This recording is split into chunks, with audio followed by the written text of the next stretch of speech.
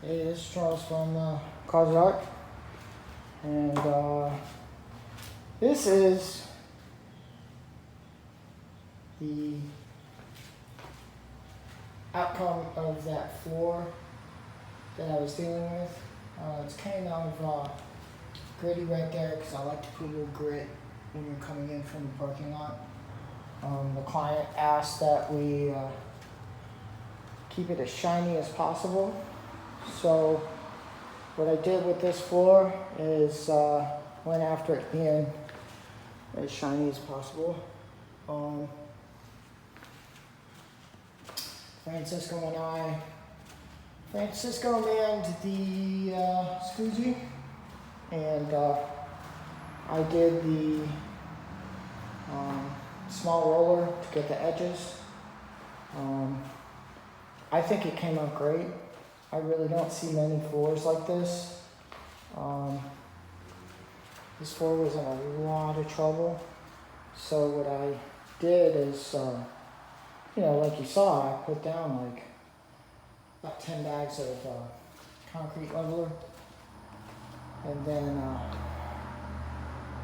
we took it down as best we could. And then we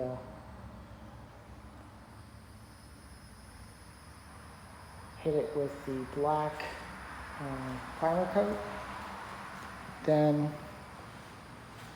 what I did is I came back with the pearl, another color called whale, which is the darker, and the mid-gray sparkle is dolphin. And that is pigments from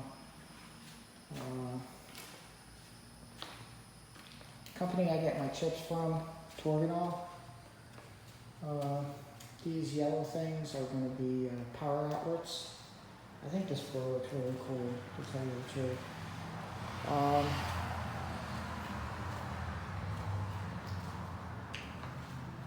This was, took us about a week to do. And I put the top coat, the polyaspartic on it 2 days ago. So it took about a week to do this floor. It's about 1,100 square feet. We did it all at once. We didn't really have many seams or anything going on. What I did is I filled up 5-gallon buckets of the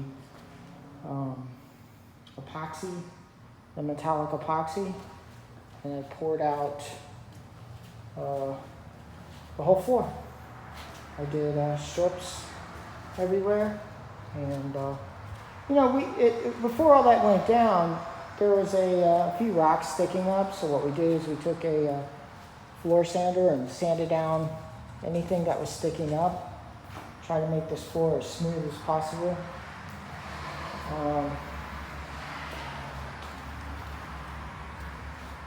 I think it looks great, and I believe it's going to be very durable.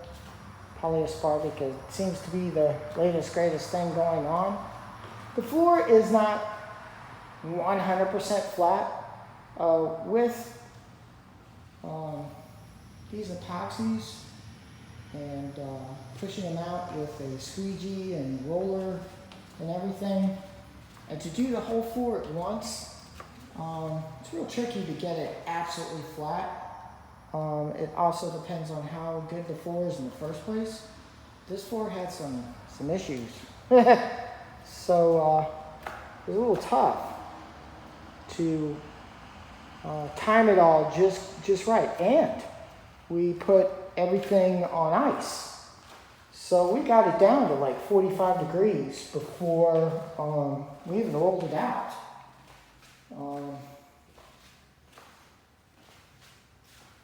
So there it is. We put a lot of work into this. I'm hoping the client's really happy with it. I think it's a really nice floor.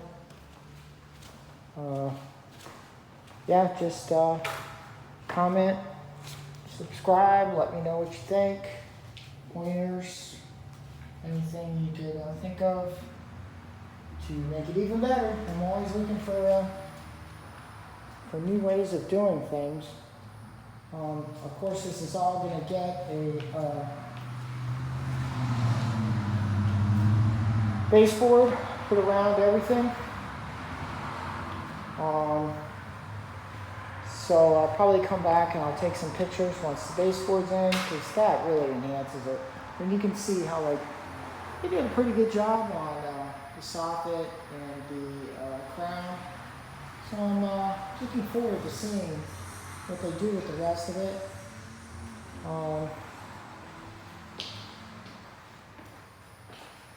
So that's it. And I'm in St. Petersburg. If you'd like the floor down, leave a comment. Let me know. I'm on Instagram also. I'm at Proxby, PROXBI_INC at Instagram. My name's Charles. This one did take us a week. It would have probably just taken us like 3 days, but there was some really bad floor issues with this. What's really cool about this floor is like you can look at it from one direction, and it just keeps changing. I love these floors. I like these floors more than flake floors because it's just so interesting to look at. So again, I always put some grip right here because this is going to be the main entrance coming in. So, when people are running in, trying to get away from the rain, and they hit this, I don't want them slipping. So, I decided I'm going to put some grip in. It's about 60 grit, maybe 80 grit. It's about a handful right there at the back door.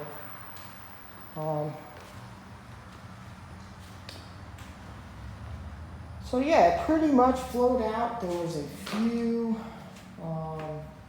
bubbles, as you can see.